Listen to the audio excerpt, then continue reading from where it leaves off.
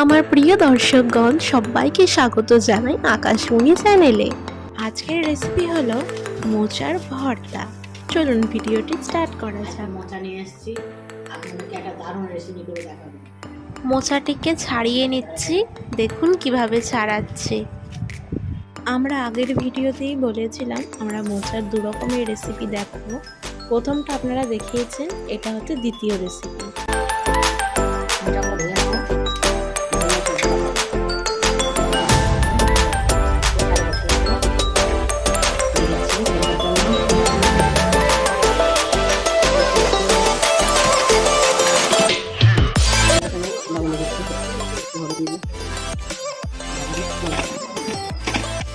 প্রেশারের উপরে দুবার সিটি পড়লে বুঝবেন সেদ্ধ হয়ে গেছে।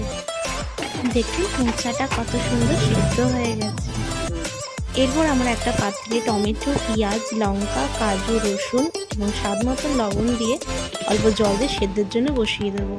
হালকা সেদ্ধ হয়ে গেলে নামিয়ে নিচ্ছি। এবার আমরা সেদ্ধ মোচাটির পেস্ট বানিয়ে নেব, কোনো রকমের জল দেবেন না। এরপর টমেটো, পেঁয়াজ যেটা বানালাম ওটারও পেস্ট বানিয়ে নেব। এরপর আমরা কড়াইয়ে সর্ষের তেল দিচ্ছি। তেল গরম হয়ে গেলে তার মধ্যে শুকনো লঙ্কা, পাঁচফোড়ন দিয়ে হালকা নাড়াচাড়া করে নিচ্ছি। এরপর আমরা টমেটো, কাজু, পেঁয়াজ যেটা সেদ্ধ করলাম সেই বাটার পেস্টটা দিয়ে দিচ্ছি। ভালো করে নাড়াচাড়া করতে থাকবো এবং স্বাদ মতন লবণ দিয়ে দিচ্ছি, হলুদ গুঁড়ো দিয়ে ভালো করে নাড়াচাড়া করতে থাকবো। এর মধ্যে অল্প জিরের গুঁড়ো দিয়ে দিলাম।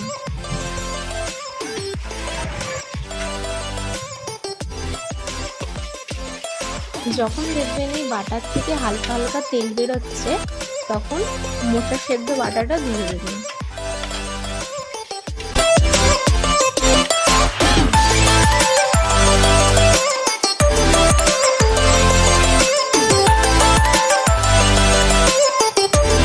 জলটা অল্প শুকিয়ে গেলে তার মধ্যে পরিমাণ মতন লবণ দিয়ে দিচ্ছি।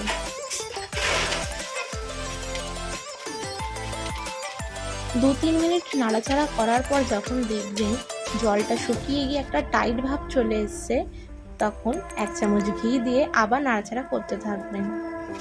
যখন ভালো করে টাইট ভাব এবং কালারটা চেঞ্জ হয়ে যাবে তখন বুঝবেন ভর্তাটা হয়ে গেছে। দেখুন ঠিক এরকম কালার আসবে। আশা করি আপনাদের এই ভর্তার রেসিপিটি ভালো লেগেছে। ভালো লাগলে আমাদের চ্যানেলকে অবশ্যই সাবস্ক্রাইব করে বেল আইকনটা প্রেস করে দেবেন এবং কমেন্টে জানাতে ভুলবেন না রেসিপিটি আপনাদের কেমন লাগলো।